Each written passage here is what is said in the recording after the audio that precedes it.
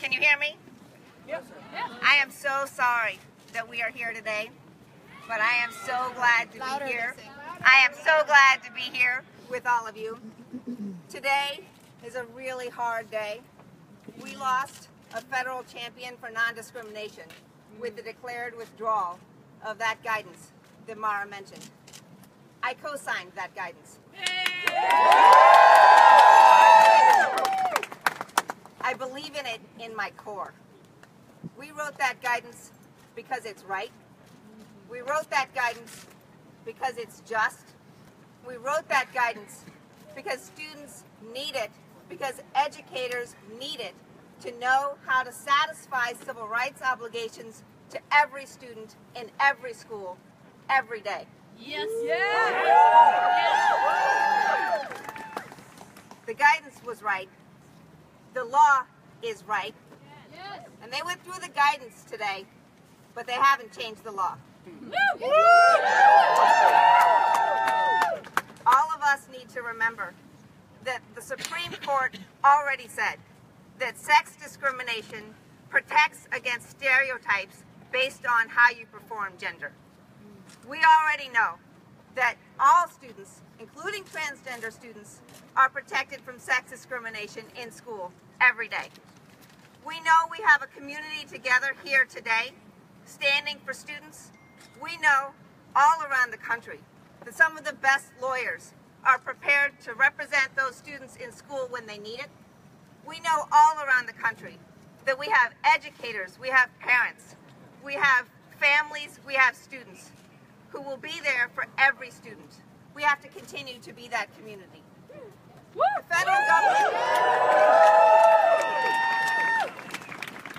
federal government told us today that they need to hear more from families, from schools, from educators about what is right. Please, please make them hear you. When I was at the Department of Education, I heard from parents, I heard from students, I heard from educators about what they needed. That mattered to me. It will matter moving forward. Continue to make your voices heard. And never forget that you have champions everywhere, including as the chair of the United States Commission for Civil Rights.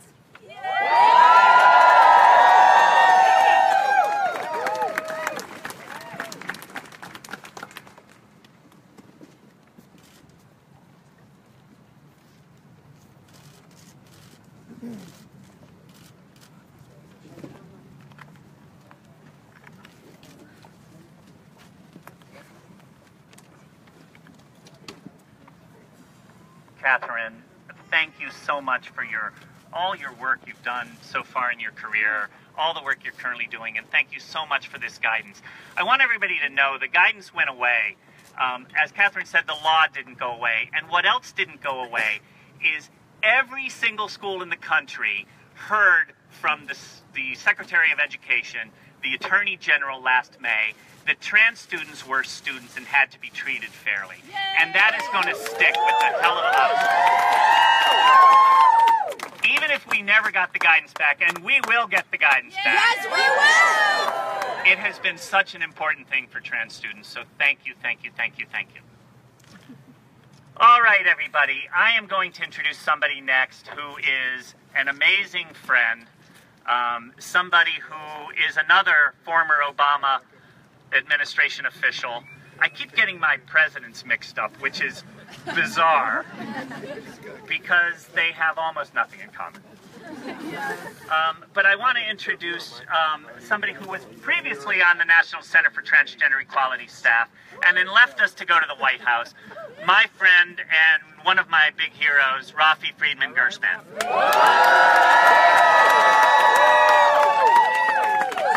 Are you fired up? Fired up? Ready to go! I have to tell you, I am so proud of this community. You are here. We are loud. We are angry. We are sending a message into that building that I was in 2 months ago. You got to be loud because they can't hear you all the way back. Let's be loud because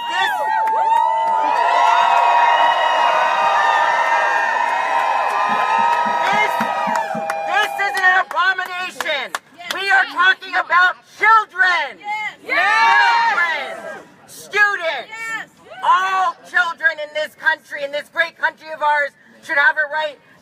dedication to happiness, to a safe home. This is not what Mr. Trump is sending a message to our families tonight. But guess what? You're going to have to go through me, and through you, and through you, and through these folks, because we are here for the kids. I am very proud to be standing here with my good friend and someone that is being a courageous fighter for us, Gavin Grimm, with the Ford family, and so many others. And I want to send a message to the children out there. Go to school, learn, grow, be successful. That is the one way we know how to fight back, because we will live. This is about survival at this point. Woo! So I gotta say, everyone, we know this is not what we wanted to see, but we got it, stand strong, we gotta stand with the kids, and I will say, I am not going anywhere, none of these folks are. The best thing you could do, blow up that telephone line at the White House. Yeah. All right, I'm going to introduce a good dear friend of mine, someone who has stood with our community and who is not going to be backing down, my dear friend Chad Griffin of Human Rights Campaign. Actually, I'm going to come up next. We're going to have a very special guest and true hero next. I'm going to hand it off to Mara for the introduction. And I am not the true hero and special guest. Yes, you are! Okay, I was so genuinely honored to introduce Catherine and Rafi, but now I get to do something that is so remarkable to me.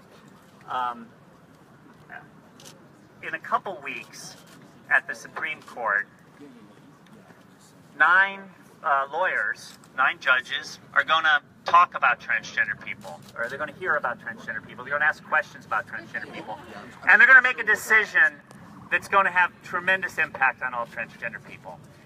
And this is all because of one person, and you are going to be blown away by this one person.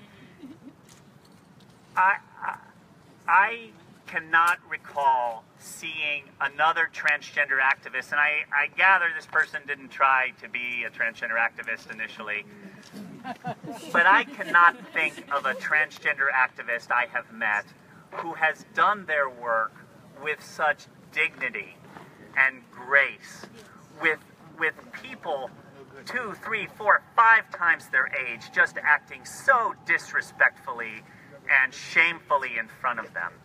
I'm, of course, talking to Gavin Grimm, who is the plaintiff in the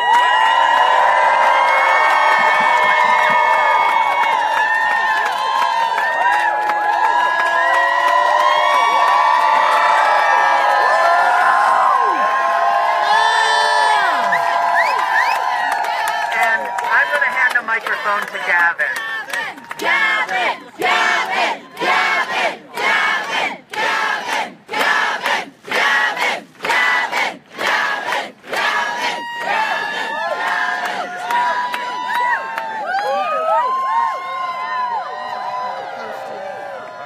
See, there we go. All right, cool. All right. So, my name is Gavin Grimm, and I'm a high school senior.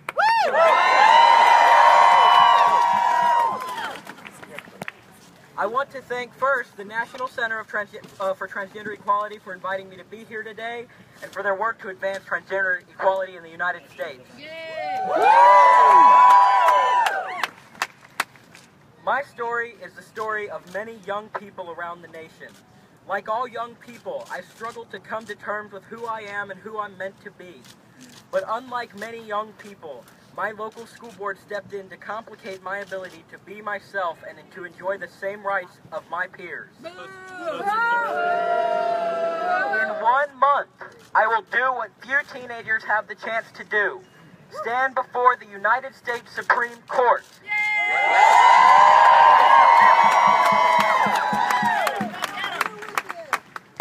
Because my lawyers from the ACLU will be asking the court to decide whether transgender students like me have the right to be treated just like our peers at school.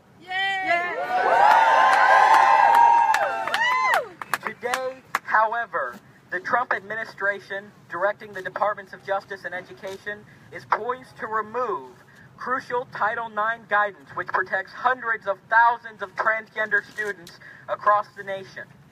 I've faced my share of adversaries in rural Virginia, but I never imagined that my government would be one of them. We will not be beaten down by this administration or any.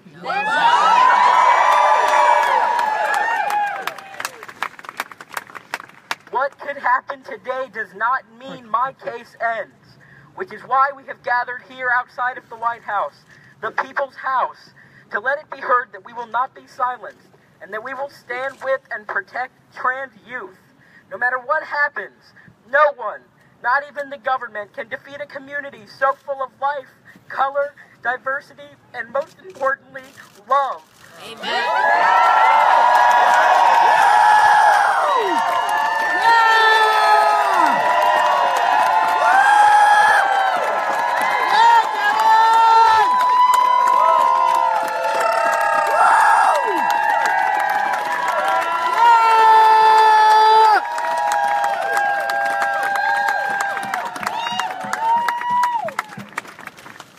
I do not know if I have ever shared the stage with somebody so graceful and articulate. I am so honored to have you here, Gavin.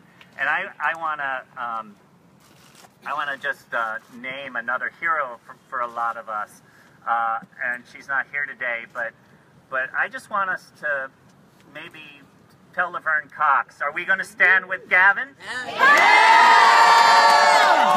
Stand with Gavin. Okay, Gavin, thank you so much for coming up from Gloucester. We're so honored to have you here, and we will all be with you at the Supreme Court.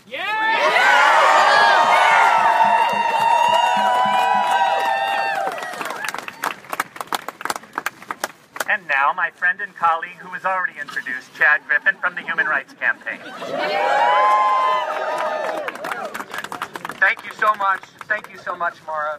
And Gavin, millions and millions and millions of people, despite what this one man in the house behind us has said and is doing, millions of people are standing with you, and we are so honored to stand alongside you.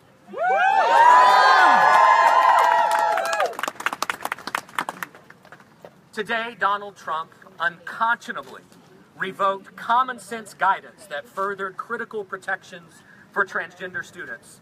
And he did it under the guise of so-called states' rights. Well, you see, this is an excuse that has been used throughout the history of this country by those opposed to equal rights. You heard it from Governor George Wallace, and you heard it from Governor Orville Faubus, and so many others standing in the way of equality. This has always been their disgraceful excuse. But let me be clear, this is not a states' rights issue. This is a fundamental civil rights issue.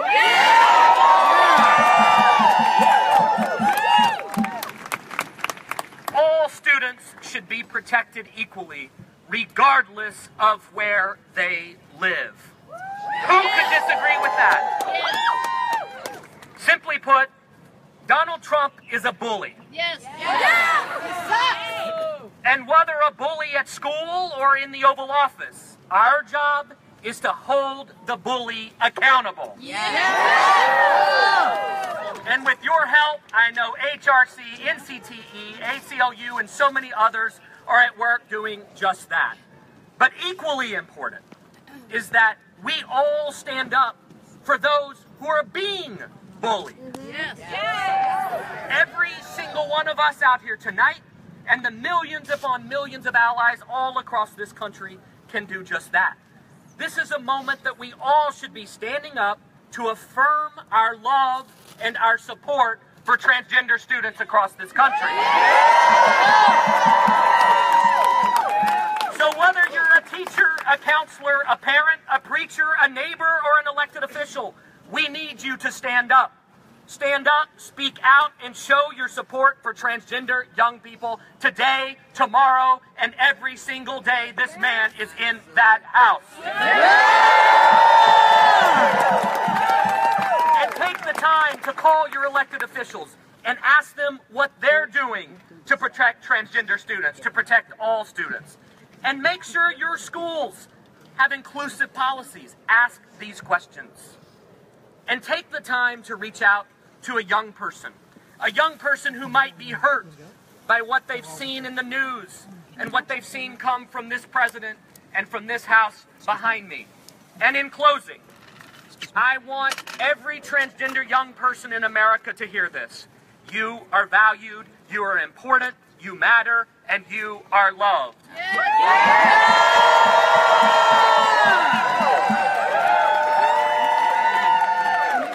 And lastly, let it be heard loud and clear to transgender young people all around this country. Donald Trump is just one little man who happens to be president, but millions upon millions of people have Gavin's back and every other trans student's back in this country. Thank you.